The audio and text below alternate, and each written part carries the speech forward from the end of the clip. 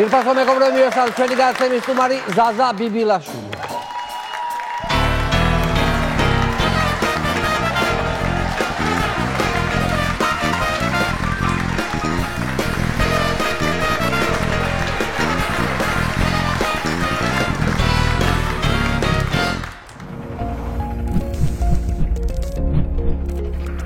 გადაცემის წარმომადგენელია PSP. გადაცემის სპონსორია ბაზარი, ქალაქი ქალაქში, სივრცე გართობისა და დასვენებისთვის. მოგესალმებით ზაზა, ძალიან დიდი მადლობა რომ მოახერხეთ მოხვედით ჩემთან გადაცემაში. უბრალოდ ვიცი რომ ცოტა ნერვიულობთ, იმიტომ რომ მსგავსი ფორმატები თქვენთვის პირველია. კი ბატონო და დიდი მადლობა რომ მომიწვიე, მართლა რავი პატივია და მივესალმები ბენდს. ბეკას, რომელიც ჩემი ბიჭის მასწავლებელი ყოფილა და არ ვიცოდი თქვენთან რო იყო დასათქმებში და რა ვიცი სასიამოვნოა თქვენთან ყოფნა. ხედავ რამდენი რამე გვაკავშირებს. კი ბატონო. როგორ ახართ? როგორ არის საქმეები? რა ვიცი, კარგად კი ხარ ღირსი, ახლა დაგისვა და მოგიყვავ როგორც იმაშია, ხო, რა ქვია, იმ ანეკდოტში, მაგრამ რავი, როგორც ყველა რა. ხო და იმედიანად ხარ ზაზა, ეს მაინტერესებს. იმედიან, ანუ პოლიტიკას ჩამოშორდი დიდი ხანია, მაგრამ მაინც როგორც ყოფილი პოლიტიკოსი, შენი აი შეფასებით, აი იმედიანად თუ ხარ თქო. ჩვენი თავის იმედზე ვართ რა, ანუ ისეთ დღეში ვართ პირველად მსოფლიო ისტორიაში, ადრე ხო იყო, ხამას წინათ ვამბობდით, რომ საბჭოთა კავშირში დავიბადეთ, 90-იანები გამოვიარეთ, რა არ ვნახეთ, მაგრამ რაღაცეები არსებობდა, რაც მუდმივი იყო. ხო, ვიცოდეთ, რომ მაგალითად ამერიკის იმედი სულ გვაქვს, ხო და ეგ აი ბოლო ხანებში თითქოს ცოტა მოირყა, მადლობა ღმერთს, ახლა მეგობარი აქტით ისე მოგვეცა იმედი, მაგრამ ნუ ამ რაღაც უკრაინის თემაზე, რასაც ვისმენთ ამერიკიდან თითქოს ის განცდა გაჩნდა, რომ მგონი არაფერი არ არსებობს და აი ჩვენი თავის იმედზე უნდა ვიყოთ. რაც პრინციპში სიახლე არ არის და ნუ ასე ხშირად ყოფილა, მაგრამ აქ არის ერთი მაგრამ. დიახ. საბოლოო ჯამში მოხდა ისე, რომ მეგობარი აქტი მიიღეს კონგრესში, ხო? თან მიიღეს 359 კაცმა მისცა ხმა, ეს ხუმრობა საქმე ხო არ არის, ეხლა ეს ოცნება ამბობდა, რომ დაიპიწყეთ, დაიკიდეთ, არ იქნება, გატყუებენ, რა ვიცი, 1000 რაღაცას ამბობდნენ, მაგრამ მიიღეს და თან ძალიან ტკივათ ეს რაც მიიღეს და უკვე 2 თუ 3 დღეში სენატში შევიდა. ანუ არასთან სწრაფად შევიდა. კი ბატონო და ნუ მე მგონი მოლოდინია რომ ტრამპიც მოაწერს ხელს, იმიტომ რომ ტრამპს უარსდომობდა ამის ხელმოწერა და ამის ხარდაჭერა ელემენტარულად იტყოდა თავისიანებს ეტყოდა რომ არ მისცეთ ხმა, ნუ მინიმუმ მე არ მომხდარა და ჩვენთვის კაი ამბავია. რეალურად იმას აწვევიან, რომ აი ცი რა არის, კი, მაგრამ ხა ტრამპი ამას ხელს არ მოაწერს. ანუ ამით აჯერებენ ხო თავის ამომრჩევლებს, რაღაცა ამშვიდებენ, ანუ რაღაცა ისა აქვთ ხო, თავისი ფორმულები აქვთ. კარგად იცნობენ თავის ამომრჩევლებს და რითი შეიძლება დააწყნარონ თავისი ამომრჩევლები, ესენი იციან. მაგალითად წინა კვირას იყო რაზეც დიდი ზეიმი იყო გამართული, ეს იყო რომ ტრამპმა ხელი აუწია ყაველაშვილს. მართალია ფოტოშოპში, მაგრამ ხო აუწია რა.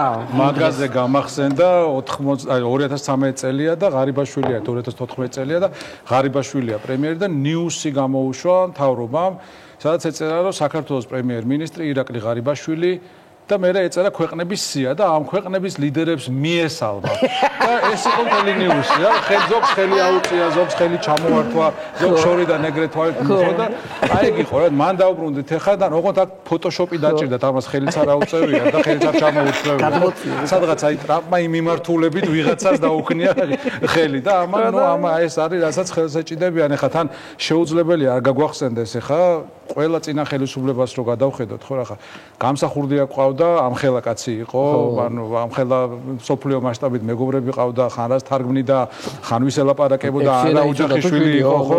მერე შევარნაძე იყო და ბეიკერთან თევზაობდა, გენშერთან ერთად აბანოში დადიოდა და რავი, რაც არ შვებოდა, ძმაკაცები იყვნენ მართლა, ხო, ამხელა საქმეები ქონდა ნაკეთები. სააკაშვილი იყო, ბუში ჩამოყავდა, რაღაც მაგისტრალობაზე განხილვები ეწყობოდა, ხან სენატში, ხან კონგრესში და ეხლა ყავს ტიპი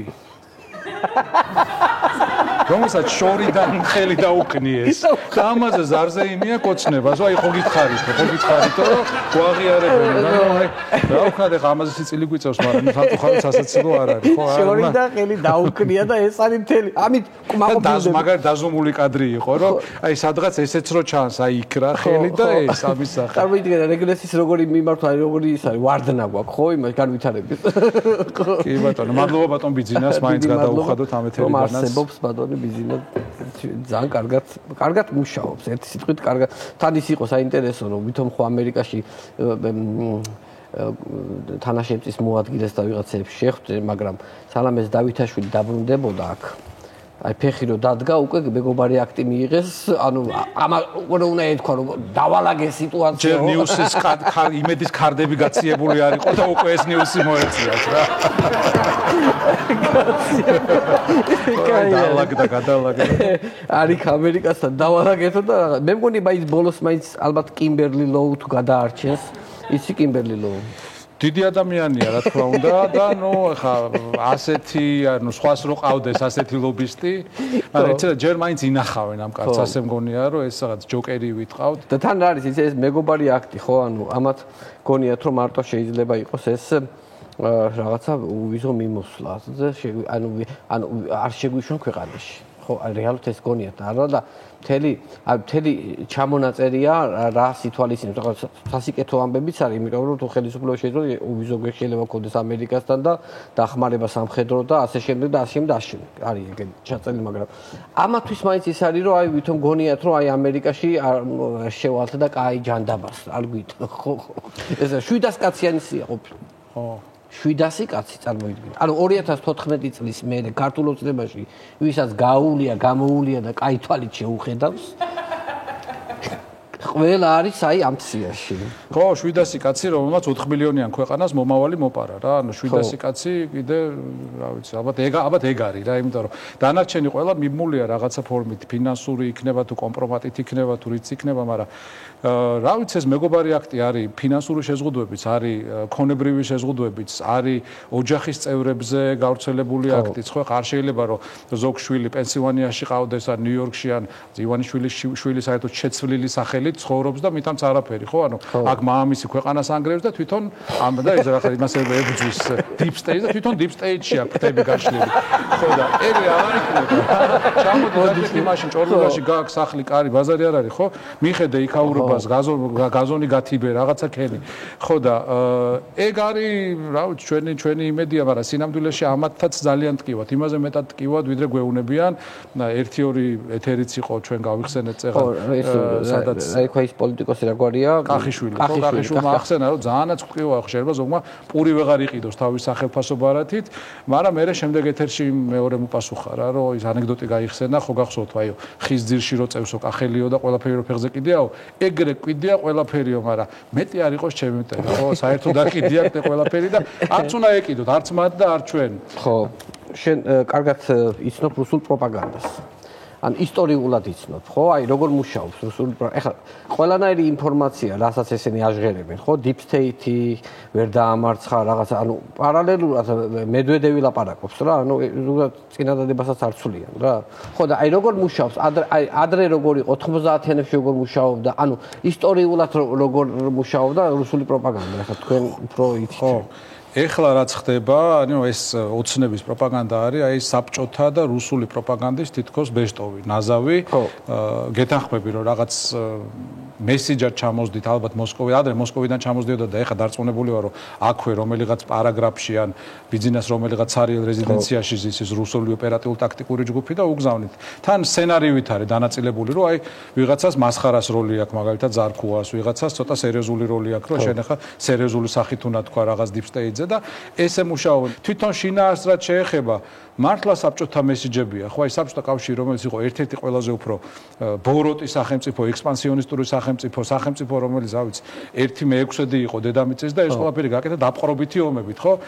თავის პიარს, საგარეო პიარს აგებდნენ იმაზე, რომ ჩვენ გვინდა მშვიდობა. ხო ეგრე იყო. და არსებობს რაღაც კაპიტალისტური ქვეყნები, ეხა deep state-ს რო ეძახიან და იმათ უნდა ომის გაჩაღება. რა ვიცი, აი ჟურნალები რო ნახდა ნიანგი იყო და რაღაც კომუნისტი ხო ნიანგი. აქ რაკეტაზე რო კაპიტალისტი რო იჯდა და ჩვენსკენ მოფრინავდა. ან გაზეთებში იყო ხომ ვახტანგ კუცია იყო. ვახტანგ კუცია იყო კიდე ისა ქვია კარიკატურისტი და იმისი კარიკატურები იყო და ძირითადად ეგ იყო ხოლმე რა, რომ აი იმათ უნდა ომის გაჩაღება და ჩვენ გვინდა მშვიდობა და იგივე გრძელდება რუსეთი დღეს ის რუსეთი რომელიც აი რამდენიმე ომს აწარმოებს, ეხა ერთს, მაგრამ ბოლო აწლევრებში ხო სირიაში ომა, ჩვენთანი ომა, უკრაინაში, სხვაგან იძახიან რომ ჩვენ მშვიდობა გვინდაო და ვინ გიშლით ხელს, ხო? ვინ გიშლით ხელს გვინდა. ხო, ასევე აი მაგალითად რო გავიხსენოთ რახან რუსულ პროპაგანდაზე იკითხე, პირველ რესპუბლიკას, ჩვენ პირველ რესპუბლიკას ისევე ებრძოდნენ როგორც გვებრძიან, ხო, 18-21 წლის რესპუბლიკა იყო ერთ-ერთი ყველაზე უფრო მაგარი სახელმწიფო მაშინდელ სამყაროში, მაშინდელ მსოფლიოში. ხალხი ჩამოდიოდა, რომ ენახათ როგორ მუშაობს ეს მოდელი ასე მაგრა, სადაც ადგილობრივი თვითმმართველობაც არის, ქალთა უფლებებია იმაზე წინ ვიდრე ევროპის ბევრ ქვეყანაში, მსოფლიოს პირველი მუსლიმი ხალი არის საკანონმდებლო ორგანოში არჩეული, ანუ ძალიან წინ ვიყავით ბევრი მიმართულებით. ამ დროს მოდიან ვიღაც ტალახიანი ჩექმებით მოდიან ეს ბოლშევიკები, აი ბოგანოების სულით და ხორცით და ყველაფრით და იძახიან, რას ეძახიან პროპაგანდით იმას, ის იყო სისხლიანი 3 წელი. მართლა ეგრე იყო მაშინ? ეს მართლა ეგრე იყო წერდნენ, სისხლიანი 3 წელი. ანუ ვიღაც სერგო ორჯონიკიძე ამბობდა, რომ ნოე რამიშვილი, ნოე ჟორდანია, ესენი იყვნენ ციტატა არის, კვლელები, წამებლები და ჯალათები. გვეცნობა ხო ეგეც? და მე გაზეთი კომუნისტი წერდა ოკუპაციიდან რამდენიმე კვირაში, რომ ქართველმა მშრომელმა თავისუფლად იწყოს უნთქვა. ანუ აგაზე იყო არაფერს არ ცვლიან 100 წელი გავიდა და რუსები არაფერს არ ცვლიან იგივეს გვეუბნებიან დღეს ნუ რაღაც გარკვეულწილად ჩვენი ბრალიც არის ეგ ამას ვათქმევინებთ ხო ამით იმის ხალხის არ შეცვლიდა ანუ ფაქტიურად 100 წელი ისე ვიცხოვრეთ ზაზა რომ ჩვენი მენტალიტეტი არ შეცვლიდა ხალხის მაგალითად ხო ხა ბიძინა ივანიშვილი ხო 2012 წელს გვახსოვს კარგად ხო ძალიან მარტივად მოვიდა ხელისუფლებაში იმიტომ რომ შესაძაც მილიარდერი ხარ ხო შეგიძლია ნებისმიერი დაპირება თქვა.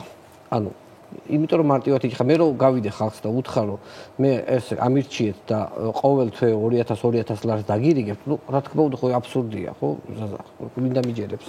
ხო, იმიტომ რომ საიდან გაქოროიზება იმისი ხო მარტივად დაიჯი. ანუ ადამიანებს დაპირდა ყველაფერს რისი ფანტაზიაც ეყო.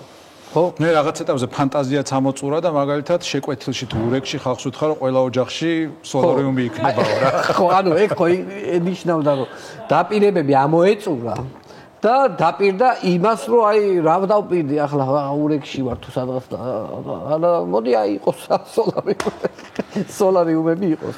ხო, მაგისგან იჯერებდა ხალხი, მაშორის იყო რაღაც უფასო მოხუნა, მოთესვა, ციტირებ და ბაზრამდე მიტანა. ხო, ყველა შეპირდა რომ მე უფასო. ეგ ბაზრამდე მიტანა, ბაზრამდე მიტანა. კიდე იყო, ნუ ისეთი ტრაგიკული შეხვედრა იყო დევნილებთან. ეხა წარმოიდგინე რაღაც ადამიანობა ხო უნდა გქონდეს, დევნილებს ელაპარაკები, რომელსაც ამხელა ტრაგედია აქვს გადატანილი. ხო. გენოციდი ზოგს გაგრაში, ზოგს ოხუმში გამოიქცნენ, ზოგმა გზას ზოგის ოჯახის წევრმა ვერ გამოაღწია, ყველაფერი დაკარგეს. მე ამდენი წელი თავის გატანით არიან დაკავებული, იმათ შეხვდა და უთხრა მე ზუსტად ამაქო დათვლილიო რა. თქვენი პრობლემის გადაჭრაში უნდა 4-დან 6 მილიარდ დოლარამდე. ხა ეს ადამიანი უსმენს ფიქრობს, ხო 7-ია გონი ამას და ესე იგი ვეტევით. ბიუჯეტში ვეტევით. მე ეუნება რომ ისიც ვიციო, ხა როგორი სახლები და ეზოები უნდა გქონდეთ. ძალიან დიდი არ უნდა იყოს, ხა 60 საძინებელზე მეტი რა საჭიროაო, ხო დიდი არაო. ეზოცო ისეთიო რომ მოვლად შეძლოთო ეხლა რომ ძალიან დიდი რო არ იყოს. ანუ ფაქტიურად რაღაც იდეალურ ეზოკარს უხატავს სახლს და ეუნება რომ აი ამას გაგიკეთებთო. და თქვენ ოღონდ ფაქტიურად ხმა მომეცით და მხარი დამიჭირეთ, ხო და ხო შეიძლება ნაკვეთი მაინც მიეცა, ან რაღაცა გაეკეთებინა. არაფერი ის არის, აი არაფერი. აი თუ ვაფშე გადააგდო, აი ყველა გადააგდო. აი, საერთოდ. ხო და მე დააჯერა რომ არაფერია, მთავარია რომ გიცავ ვიღაცისგან, ვისაც უნდა რომ კაცმა რძემოწველოს და აი მაგას თუ დაიჯერებ, მაშინ რა მნიშვნელობა აქვს ნაკვეთი გეკნება თუ არა. დაპირებები სადამდე დაიყვანა, რომ ადამიანების რძეზე და იმაზე შიშებამდე დაიყვანა, ხო ადამიანის ის რაღაცა ფსიქოლოგია, რომ მე ახლა ამას საარჩევნოდ კი არ დავპირდები რამეს, მოდი შევაშინებ. ხო რა, ანუ გეუბნება რომ მე რო არ ვიყო უარესი იქნება. ხო, ეგ არის. ხო, აი მაგალითად ახლა თუნდაც სასამართლო, შენ ადვოკატი ხარ, ძალიან ცნობილი, კომპანიაც გაქვს ძალიან ისეთი პოპულარული. ხო და როგორ უყურებ დღევანდელ აი რაღაცა სასამართლომაც ხო განიცადა რეგრესი, ხო, ნუ არასოდეს ყოფილა იდეალური. ხო, მაგრამ ეხლა რაღაცა განსაკუთრებულად აი რაღაცა კატასტროფაა რა. რაღაცა პროცესები იმართება, ხალხი მოდის, ნერვიულობენ, მაგრამ საბოლოო ჯამში მაინც ხო, სასამართლოსაც შეეხება, მე მგონი, აი როგორც საპატრულო რეფორმა რო იყო გახსოვს, აი გაი რომ მთლიანად სახში გაუშვეს და რამდენიმე თვე არ ყავდა გაი და მე უცებ საპატრულო პოლიცია გაჩნდა, ხო? მიუხედავად იმისა, რომ რამდენიმე ერთეული გამონაკლისები არსებობს, მაგრამ აი ეგეთი რეფორმა იქნება ოდესღაც გასტარებელი სასამართლოში, იმიტომ რომ აი ამ ხალხისგან, რომელიც ამას ჩადის, რასაც ჩვენ უყურებთ ხარ, რა რეფორმაზეა საუბარი, ეს არის უბრალოდ შენობა, რომელსაც აი დუქანია და ზემოდან სასამართლო აწერია და იმ დუქანში გადახტილია, უკვე დაკეტილია ის დუქანი რა. თვითონ არის. ხო და აზრი არა აქ ამათთან სამწუხაროდ საუბარს ხო და ეს ანუ იმაზე უარესია კიდე ვიდრე იყო აი 90-იან წლებში გვახსოვს ხო ის მაშინ როგორ იყო მაშინ აუქციონი იყო რეალურად მაშინ იყო აი მაგალითად დამთავრდებოდა ხოლმე სასამართლო განხილვა და მოსამართლე იყო და განხილვა დამთავრებულია გადაწყვეტილება გამოცხადდება 2 კვირაში და ეს ნიშნავს რომ 2 კვირა ქონდა რომ გეპოვა მეზობელი ნაცნობი მეგობარი და რაღაც საუკეთესო შეთავაზება გაგეკეთებინა როგორ უნდა გადაწყვეტილიყო ეს საქმე და მე მოსამართლე გეტყოდა რომ მე დოქს მინდა აქიდან შევავამყუნც და მინდა იქიდან ეს იყო აი ყველაზე კრედო იყო ანუ სასამართლოს კრედო იყო დოქი უნახატებულიყო იმ სასამართლოს სიმბოლოდ მაშინ და დოქი რომელსაც ყუნწი არა აქვს ანუ ყუნწი გვერდზე ყუნწი ისე ხო ცალკე კუნცი გვერდზე და საიდანაც გინდა იქიდან მიაბავ და გამოიდან განაჩეს ხო მაშინ ესე იყო ეხლა ეგეც არ არის იმიტომ რომ ეს ფული გადახდიან თან იცი რატო აკეიფებენ ანუ რატო კეიფობენ ამას ვერ ხვდები რა ხო გეგონება რაღაც კოლექტივია და არ არის ეგრე ხო ეს არის დამოუკიდებელი მოსამართლე დამოუკიდებელი შტო არის და KP ისეთი რაღაცა მთავრობა რო გადის რაღაც team building-ში რო აკეთებენ ხო იცი ვიღაც კომპანიები უნდათ რომ მათ ისეთი ერთი გუნდური ის კონდეთ განცდა და არ არის ეგრე ეს სხვა პროფესია სხვა მიმართულება იმას დამოუკიდებელი შინაგანი წამსი უნდა კონდეთ შინაგანი რწმენა როცა რაღაცას იხილავენ და გადაწყვეტილება გამოაქვს და აქ ეუნებიან რომ თავარია ჩვენ ჩავიკეთოთ აი ამ გუნდურ ჯგრო მენტალობაში ხო რომ ერთს თუ დააბრალებენ რაღაცას ყველანი ერთად უნდა ვიყოთ არ არის ეგრე მაგრამ ნუ როგორც თქვით ახლა ამას აღარაფერი ეშველება და მაგათაც მოუვა სტუმარი ხო ნუ იქ ხოხობით შეფრთხილდება ხოლმე სუფრაზე მესმის იცი რადგან ახლა ადვოკატობაზე ჩამოვარდა ლაპარაკი ძირითადად სამოქალაქო დავებზე ხარ კი ბატონო და არა მხოლოდ დავები ნაწილია რა თქმა უნდა სამოქალაქო მიმართულებით აი მაგალითად თუ გაიხსენე პირველი პროცესი რა ქონდა ანუ რა რომელი იყო შენი პირველი პროცესი კი პირველი პროცესი ეს იყო 98 წელი და ალბათ ყველაზე სახალისო პროცესი იყო მას მერე ეგეთი არ ყოფილა სახალისო იმ გაგებით რომ მოვიდა კაცი და იძახის რომ ბაზრობაზე ვიყავიო და ნუტელა მინდოდაო მეყიდაო და ვითხოვეო და გამიგდეს წიხქვეშო რა რას ვკადრებო მან 98 წელია ნუტელა მაშინ ახალი პროდუქტი როგორც ჩანს არ იცოდა კიდე ყველა რა იყო ეს ნუტელა და მოკლედ ჩვენს ეროვნულ ღირსებას შეურაცხყოფსო და მორალსო ეს სამარკო ნიშანიო სასაქონლო ნიშანიო და უნდა ამოვშალოთ რეესტრიდანო ანუ ეს იყო დავა ხო საჩივარი ხო ნუ ცხადია იქ ხარ რაღაც ფინანსური ინტერესი იყო მაგრამ შენ ხარ წარმოადგენდი მე ბოდიში და ნუტელას კომპანიას კაია ხოდა ნუ მაშინ ვიხალისეთ იმიტომ რომ მთელი რაღაც გამოკვლევები და ექსპერტიზები ჩატარდა რომ თბილისში რომ შემოდიხარ მაშინ დიდი აბრა იყო გაკრული რაღაც მოტელი ევრაზია და ეს შეურაცხყოფს თუ არა ეს ჩვენ ეროვნულ ღირსებას ან დიდუბეში რომ მიდიხარ და აკუმულატორი მუთლ რო იყედება შეიძლება თუ არა ამ აკუმულატორებით მანქანების ოპერირება და ასე შემდეგ და აი მოგეთ მაგრამ ვიხალისეთ ცხადია პროცესი ისე დამთავრდა როგორც უნდა დამთავრებულიყო ანუ არ გააუქმეს და შეგვიძლია ჭამოთე შოკოლადის კარაქი კი ბატონო შეხარჩევი ბატონი იმ ხალხთანაც მეგობრულად ვარ დაშლილი ასე ვიცი ანუ ამ პროცესზე შენ ფაქტიურად დაგჭირდა კვლევის ჩატარება ხო კვლევაც ჩატარდა კი ხო ანუ დადიოდა ესე იგი კვლევარები დადიოდნენ ქუჩაში და ეკითხებოდნენ ფოკუს ჯგუფებს ატარებდნენ ედო რამდენად მოქმედებს ეს სახელი თქვენზე თუ კი ბატონო აი როგორ აღიქვამთ ამას და შეურაცხყოფს თქვენ გზნობებს რა ხო და როგორი შედეგი იყო დადებული პროცენტულად ძალიან დადებითი პროცენტულად დადებითად მოეკიდა და გაგებით მოეკიდა მოსახლეობა ამ სიტყვას ძალიან კარგი ერთი ამბავია რომ ანუ მე მგონი ერთ-ერთი პირველი ხარ ვინც ამერიკაში წავიდა. რომელი წელი იყო? ეგ კაი ამბავი გამახსენე. 99 წელია. როგორ წახევს ამერიკაში? ხო, მეც მიყვირს როგორ მოხდა ეგ ამბავი მაშინ. ჯერ 14 წლის ვარ, როცა ეს ამბავი ხდება, 9 აპრილი ახალი მომხდარია, მაისის თვეა. აღმოჩნდა რომ შეარჩიეს თბილისის ბჭყალებში ელიტური სკოლებიდან მაპატიეთ, მაგრამ ესე იყო რაღაცა აი ამ რაღაც ამდენიმე არჩეული სკოლიდან შეარჩიეს 10 ბავშვი და თქვენს რომ აი ამათმა ხა ერთი წელი უნდა გაატარონ ამერიკაში, რამდენიმე დღე ყავდით ორიენტაცია ჯერ მოსკოვში, სხვადასხვა ისეთი დრო იყო რომ საქართველოსდან ვერ გახვიდოდი დანარჩენ სამყაროზე თუ მოსკოვში არ ჩახვიდოდი. ჯერ მოსკოვში უნდა ჩასულიყავი და მე იქიდან მიფრინავდი სადღაც სხვაგან, სადაც შეიძლება წასულიყავი. ჩავედით ნიუ-იორკში. სხვა შორის სიკო ჯანაშია იყო დღეს ასევე ძალიან აქტიური საზოგადოებრივად და განათლების სფეროში განსაკუთრებით, ისიც ერთად ჩვენთან ერთად იყო, ერთად ვიყავით. და რა ვიცი, ბევრი თავგადასავალი გადახვდა, ხა რო ვიხსენებ, მაშინ რო გადაახვევ, აი ბორატი ხო გინახავს კინო რა? აი 10 ბორატი ვიყავით ჩვეულებრივად. დღეს ახლა ყველაფერი არსებობს, ხო, ინტერნეტი, YouTube, რაღაც Netflix, რაღაც სამყარო მაინც ერთიანია და აი წარმოიდგინე რომ ჩრდილო კორეა როგორც არის, ხო? აი საერთოდ არ ვიცით გარეთ რა ხდება. საბჭოთა სახელმძღვანელოებით გვაქვს ნასწავლი ინგლისური და ეს საბჭოთა ბონკი და ეკერსლი გემახსოვრება მე მგონი შენც. თან ბონკში როგორ გვასწავიდნენ, იცი რომ აი გამარჯობა იყო hello comrade Petrov და ეს hello comrade Ivanov, აი ამხანაგო პეტროვი და ამხანაგო ივანოვი იყო მაგათ პერსონაჟები რა.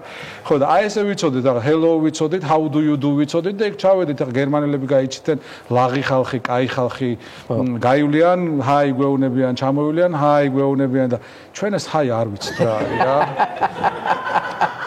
აი რაღაცა თქვა რომ ესენიო მე მგონიო წამოკიდებას ჩალიჩობენ ჩვენს ჰაილს გვეუნებიანო რა. არ ვიცით, მართლა არ ვიცით ეს ჰაი რა არის.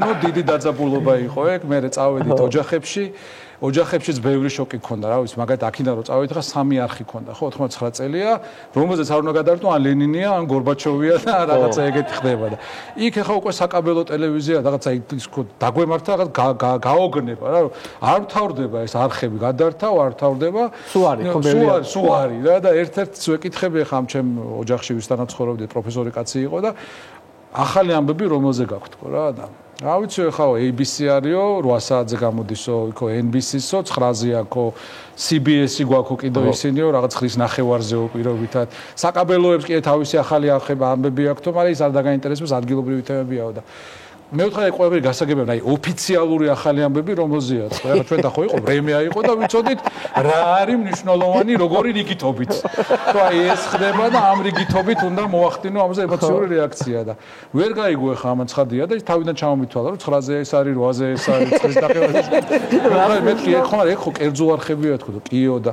ეს კერძო არხები თვითონ წყვეტენ მეთქი აი რა არის მნიშვნელოვანი და როგორ ხო როგორ არაო და მეთქი ესეთი უპასუხისმგებლობა არაფერი არ მინახავს. არაფერი არ გაქვს მოწესრიგებული. როგორ შეიძლება ერთი საინფორმაციო ერთ დროს გადაიღოს მეორე დროს. იმავე დროს იყო ესე იგი აი ჯერ კიდე იქ საორიენტაციო იმაზე ვარ და ბანაკში ვარ და დაგვირიგეს ცალკე მიუსლი ამ პატარა პაკეტებში და დაგვირიგეს პატარა პაკეტებში რძე. და ბორატები ვართ მეთქი ვახსენე და ამ მიუსლის ჭამთ, კენკავთ ეგრე ამ რძეს ვაყოლებ და ვფიქრობ და საუზმე არიცი ამ პური კარაქი რამე რა თქდება. და თვითონ კომუნიკაცია როგორ გქონდა ოჯახთან? კომუნიკაცია გადასარევი მათთვისაც ვიყავი სრულიად ახალი ხილი, იმიტომ რომ როგორ ჩვენ ვიყავით ახლა იქ ბორატები, ახლა ისინი განვითარებული ხალხი იყო, მაგრამ საბჭოთა კავშირში რა ხდებოდა, აზზე არ იყვნენ. მაგალითად ახლა სკოლაში გეკითხებოდნენ, აი თქვენთან მანქანები არის თუ არა. მართლა, ხო, მკითხო მანქანები არის თუ არა, ახლა ნუ რა მანქანები იყო, ცალკე საქმეა. შენეულობრივი ავიკი, მაგრამ იყო მანქანები როგორც ასეთი რა. ხო და კომუნიკაცია რაღაც ეტაპზე შედგა, მაინც რაღაც ეტაპზე შედგა კომუნიკაცია, იმიტომ რომ იმათ მე ვეგონე რაღაც და რაღაც 2-3 თვეში აღმოჩნდა რომ ორივე ადამიანები ვართ, ანუ აი პროგრამის ამოცანად შესრულდა რა. სახალხო დიპლომატიამ დაგვაახლოვა. ამასობაში მალე დაინგრა საბჭოთა კავშირი და ვეწიეთ ბეწს. კაი იყო ძალიან. ზაზა ძალიან დიდი მადლობა მინდა გადაგიხადო. მადლობა. მე ვიცი რომ შენ ძალიან ოპტიმისტი კაცი ხარ და ნუ პროგნოზებიც ძალიან ისეთი გაქვს. სამომავლო, ჩვენი ქვეყნის სამომავლო ამბებთან დაკავშირებით, ხო? რა თქმა უნდა გვეხმარება ყველაფრით დასავლეთი, მაგრამ ნუ რა თქმა უნდა ჩვენზეც არის დამოკიდებული. რა თქმა უნდა. ყველაფერი კარგად იქნება. ყველაფერი კარგად იქნება. ძალიან დიდი მადლობა. ჩვენი სტუმარი იყო ზაზა ბიბლიაშვილი. მადლობა ზაზა. მადლობა.